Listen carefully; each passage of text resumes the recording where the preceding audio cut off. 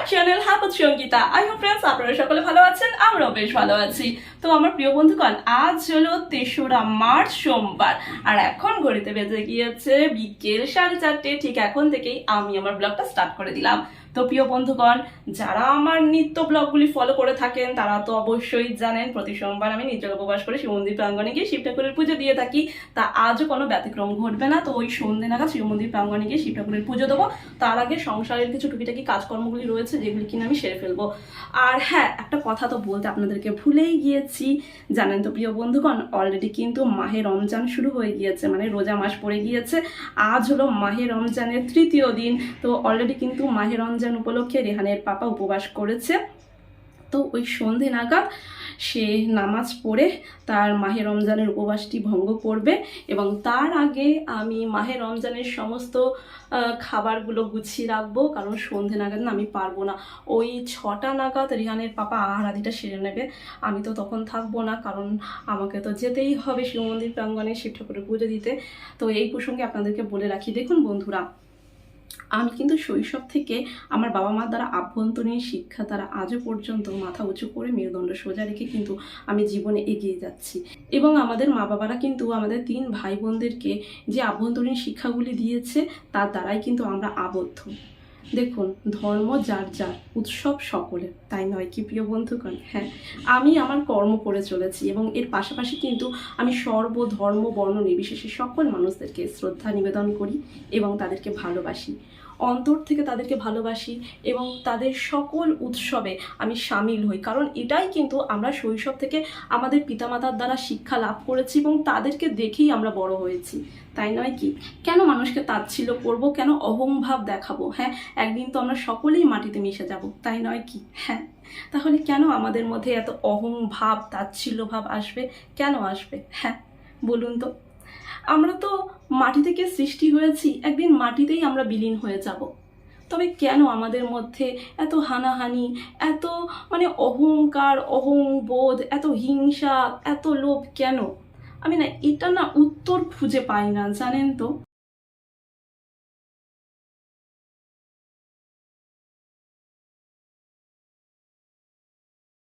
এই দেখুন বন্ধুরা, আমার এক ফালি বারান্দা বাগানের টবের মাটিতে কিঞ্চিৎ ধনেপাতা লাগিয়েছি। ধনেপাতাগুলি আবার কিছুটা বড়ও হয়েছে, দেখে সত্যি আনন্দ বোধ করছি।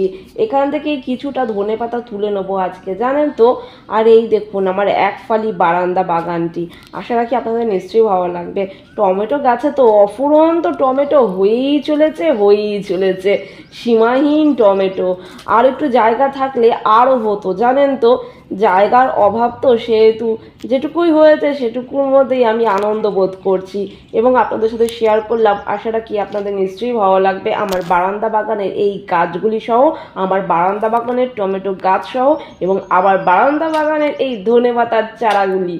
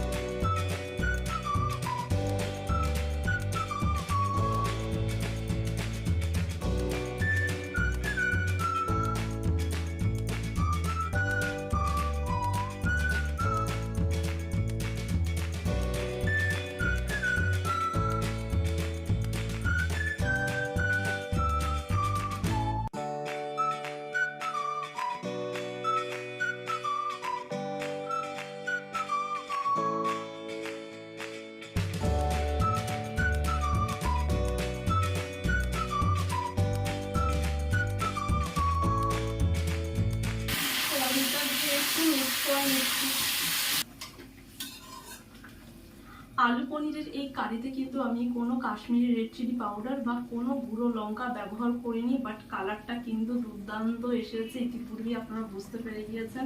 অ্যাকচুয়ালি ব্যাপারটা আপনাদেরকে দাঁড়ান বলি। এই দেখুন লঙ্কা দেখেছেন, এখনকার কাঁচা লঙ্কাগুলো এই রূপ। বাপরে বাপ, ধানি লঙ্কা কি ঝাল! রংটা দেখেছেন একেবারে লাল টুসটুসে, ওই কারণে কালারটা দুর্দান্ত এসেছে। বাটা মশলা দিয়ে করেছি, স্বাদ অপূর্ব হবে। আর এই যে টুসটুসে কাঁচা লঙ্কার ফলে কালারটা দেখেছেন।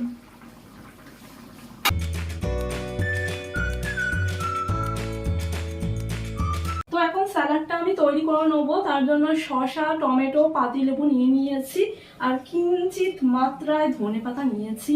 আর এই ধনেপাতা কটা কিন্তু আমার বারান্দা বাগানের গাছের ধনেপাতা।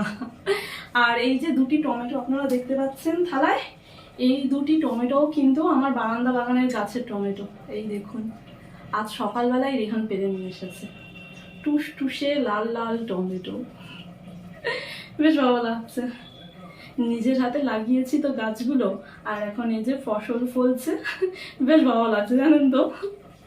তো যাই হোক, চলুন হ্যাঁ ঝটপট স্যালাডটা বানিয়ে নিই। স্যালাডে বেশি কিছু দেবো না, ওই শসা, টমেটো, পাতিলেবু আর ধনেপাতা আর একটু কাঁচা লঙ্কা আর লবণ ছিটিয়ে স্যালাডটা তৈরি করে নেবো। এখন না শসার দাম কমে গেছে জানেন তো। ওই গতকাল রাত্রিবেলা মানে সন্ধ্যে নাগাদ না বাজারে গিয়েছিলাম, 1 কেজি শসা 20 টাকা নিল। 1 কেজি শসা নিয়ে চলে এসেছি, 2 কেজি আনলে ভালো হতো জানেন তো। দেখতে পাচ্ছেন তাজা তাজা শসা, কচি শসা সব কটা।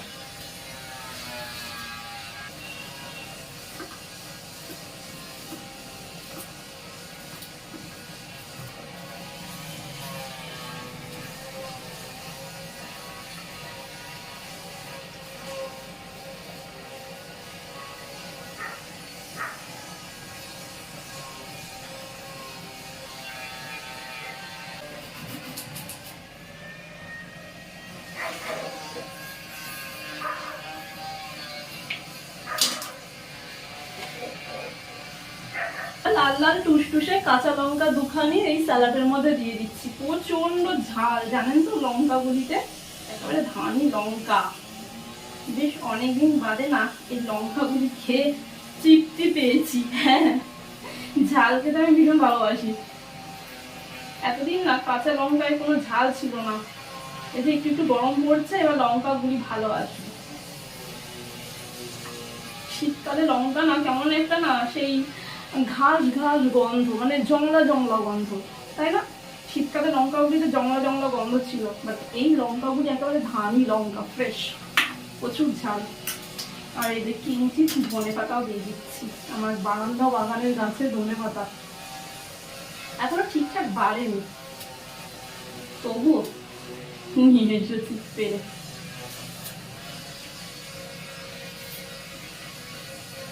আরো আগে লাগানো উচিত ছিল, ওই ফেব্রুয়ারি বা জানুয়ারি মাসের দিকে না ধনেপাতা চাষ করা উচিত ছিল, লেট হয়ে গেল চাষ করতে। মনে হচ্ছে আমার বিঘা বিঘা জমি আছে, যেটুকু রয়েছে সেটুকুর মধ্যেই না আমি শান্তি অনুভব করি জানেন তো। এই যে খাসা স্যালাড তৈরি হয়ে গেছে, এই স্যালাডটাকেও ফ্রিজে রেখে দেবো এখন স্টোর করে। এবার ঝটাপট ফলগুলো কেটে রাখবো।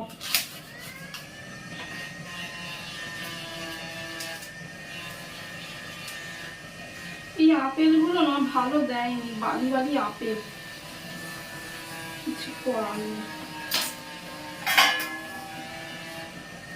বালি বালি আপেলগুলো দেখবেন খেতে ভালো লাগে না, একটু শশার মতন কচকচে আপেল হবে খেতে ভারী ভালো লাগে, তাই নয় কি? আমার তো সেই রকমই ভালো লাগে, আপেলগুলো একটু কচকচে হবে, খেয়ে তৃপ্তি। এই বালি বালিগুলো না কিছু করার নেই।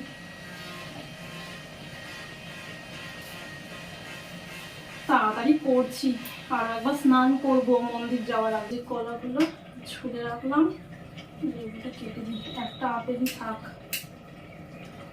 যদি খায় আর একটা তো পাশে রেখে দেবো, মনে হয় না খাবে, একটা আপেলই হয়ে যাবে।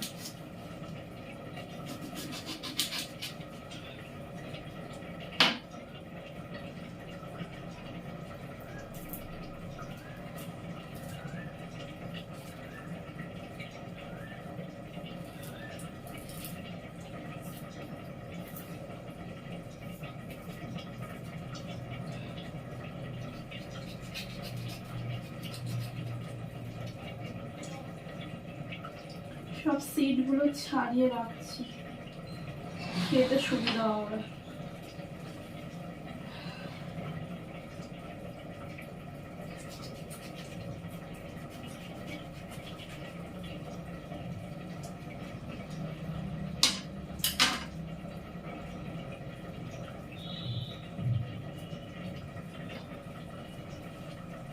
আর এই দেখুন বন্ধুরা, কি সুন্দর না, সো কিউট, তাই না এই ডিব্বাটা?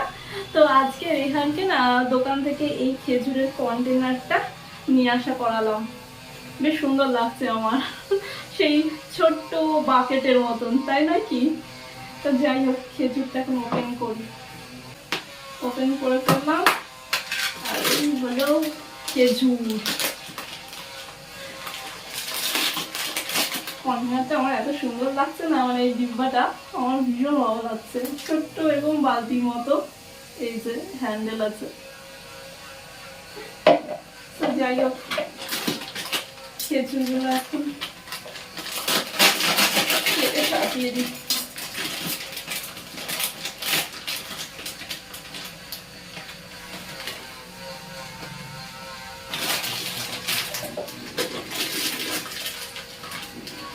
এই তো মাহে রমজানের প্লেট একদম রেডি, সাথে এই যে শরবতও রয়েছে বন্ধুরা।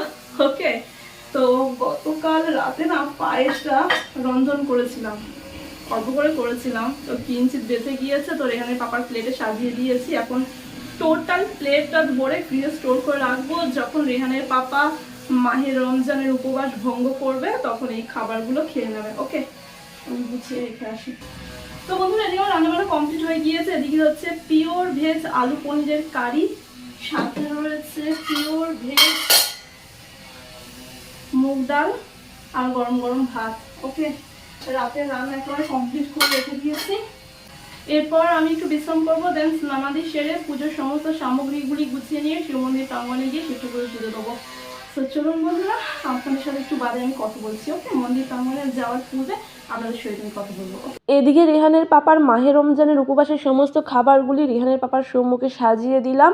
এবার ওদিকে আমি কিচেনটা ক্লিন করে দেন আরও একবার স্নান করে নেবো। তো বন্ধুরা, এখন চলেছি শিব মন্দির প্রাঙ্গণে শিব ঠাকুরের পুজো দিতে। তো পুজোর সমস্ত সামগ্রী অলরেডি আমি ব্যাগের মধ্যে গুছিয়ে নিয়েছি।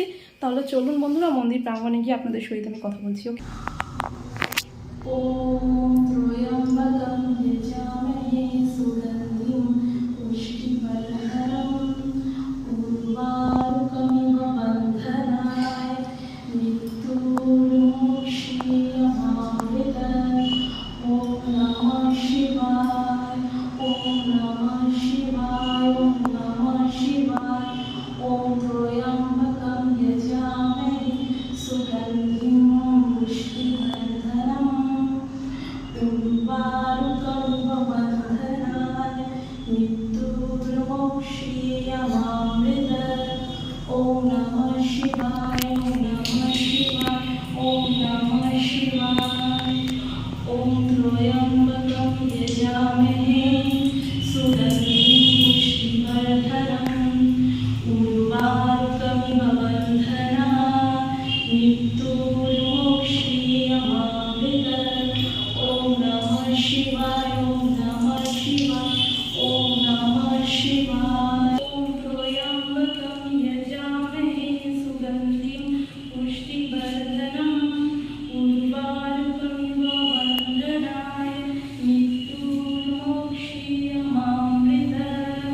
হর হর মহাদেব, হর হর মহাদেব, হর হর মহাদেব। জয় জয় মা মনসা, জয় বিশ্বহরি গো, বন্দনা করি মাগো মা মনসার চরণে। জয় জয় মা মনসা, জয় বিশ্বহরি গো, বন্দনা করি মাগো মা মনসার চরণে। তো বন্ধুরা, শিব মন্দির প্রাঙ্গণে শিব ঠাকুরের পুজো দিয়ে দিয়েছি। এখন মন্দির প্রাঙ্গণ থেকে ধীরে ধীরে বাড়ির পথে অগ্রসর হব। তো চলুন এবার ধীরে ধীরে বাড়ির পথে অগ্রসর হওয়া যাক।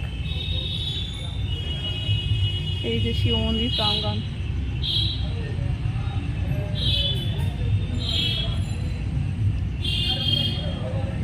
বেশ অনেকদিন বাদে শিব মন্দির প্রাঙ্গণে এসেছি, বলতে গেলে 1 সপ্তাহ বাদে এলাম।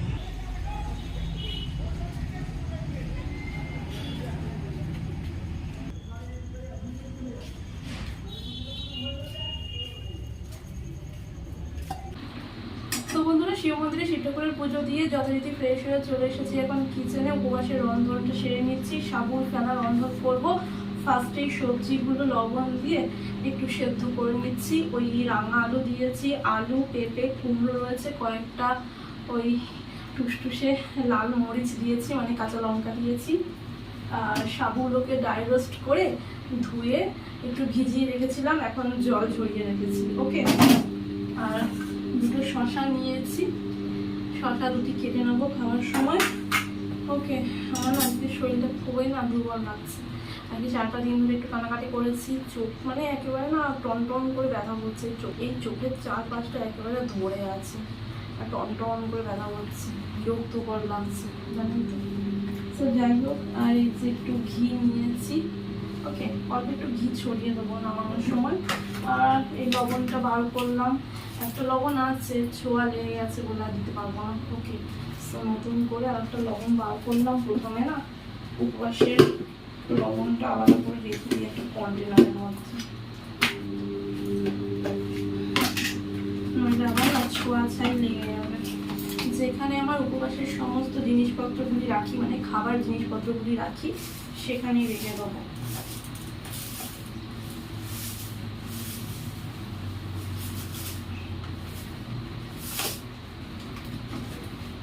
এই যে রক সলিড, আশা করি দেখতে পাচ্ছেন আপনারা। একটু ব্রাইটনেস আমার রান্নাঘরে বেশি আছে, দিনের বেলাও আবার রাত্রেবেলাও। ওকে, লাইটের পাওয়ারটা একটু বেশি, ওই কারণে ব্রাইট রয়ে যায়। ওকে, সো যাই হোক, এটাও রেখে দিই। এই যে জিপ লক প্যাকেটগুলো না বেশ ভালো, একেবারে দেখতে পাচ্ছেন লক হয়ে গেল। তো উপবাসের রন্ধনের সন্ধক লবণ বা পিঙ্ক রক সল্টটা আমি 2 জায়গায় রেখে দিয়েছি স্টোর করে। অ্যান্ড মনে হচ্ছে সবজিগুলো সেদ্ধ হয়ে গেছে। সবজি সেদ্ধ হয়ে গেছে, এই যে সেদ্ধ হয়ে গেছে। এবার সাবুটা দিয়ে দেবো। সাবুটা দিয়ে একটু নেড়ে চেড়ে নামিয়ে নেবো। এই তো আমার উপবাসের সবজি সহযোগে সাবুর ফেনাটা রন্ধন হয়ে গিয়েছে। আর ওইদিকে আজকে বৈকাল দিকে তো রেহানের পাপার জন্য একেবারে পিওর ভেজ রান্নাবান্না করে রেখেছিলাম, ওই বৈকাল দিকে রান্নাবান্না করে রেখে দিয়েছিলাম। আর এই তো কিচেন কাউন্টারের একেবারে কর্নারে রেখেছি ভাত, মানে একেবারে ভেজ রান্নাবান্না হয়েছে, পিওর ভেজ রান্নাবান্না করেছি। ভাত রয়েছে, মুগ ডাল রয়েছে, আলু পনিরের কারি রয়েছে, আর ওই মাইক্রোওভেনের ওপরে বেশ খানিক আপেল আছে। ওকে, রিয়ানের বাবা নিয়ে যাবে ওগুলো, ওর রোজা যেহেতু চলছে এখন, সো ওগুলো খেয়ে নেবে ও, ওই কারণে আমি ফ্রিজ থেকে বার করে রেখেছি। ওকে, প্রচন্ড গরম লাগছে আমার। ওদিকে রেহানের পাপা ডিনার করতে বসে পড়েছে, এদিকে আমি আরও একবার কিচেন কাউন্টারটা ক্লিন করলাম। দেন আমার উপবাসের আহারগুলি এখন নিয়ে বসেছি। ওকে, খেয়ে নেবো। খেতে ইচ্ছে করছে না একটুও, জানেন তো, খালি ঘুম পাচ্ছে আর মাথা যন্ত্রণা করছে, মাথা যন্ত্রণায় ফেটে যাচ্ছে, বিরক্তকর লাগছে, জানেন তো, কিছুই ভালো লাগছে না। সো না খেলে না হয়, তো একটু এই উপবাসের আহারগুলি সেরে নিচ্ছি। সো যাই হোক, আশা রাখি আমার আজকের ব্লগটি আপনাদের নিশ্চয়ই ভালো লেগেছে। যদি আমার আজকের ব্লগটি বন্ধুরা আপনাদের ভালো লেগে থাকে, অবশ্যই একটি কমেন্টের মাধ্যমে জানাবেন, একটি লাইক অতি অবশ্যই করবেন, এবং আমার চ্যানেলের ভিডিওগুলি আপনারা আপনাদের বন্ধুবান্ধব, আত্মীয় স্বজনের সাথে অবশ্যই শেয়ার করতে পারেন। এবং যে সকল বন্ধুরা এখনও পর্যন্ত আমার চ্যানেলটিকে সাবস্ক্রাইব করে উঠতে পারেননি, অতি অবশ্যই আমার চ্যানেলটিকে সাবস্ক্রাইব করে দেবেন, এবং সাবস্ক্রাইব করার পর পাশে থাকা অল বাটনে হিট করতে ভুলবেন না। সো ফ্রেন্ডস, আপনারা সকলে ভালো থাকবেন, সুস্থ থাকবেন, এবং অনেক অনেক আনন্দে থাকবেন। আরও একটি ফাটাফাটি ব্লগ নিয়ে আমি সঙ্গীতা আপনাদের মাঝে উপস্থিত হয়ে যাব।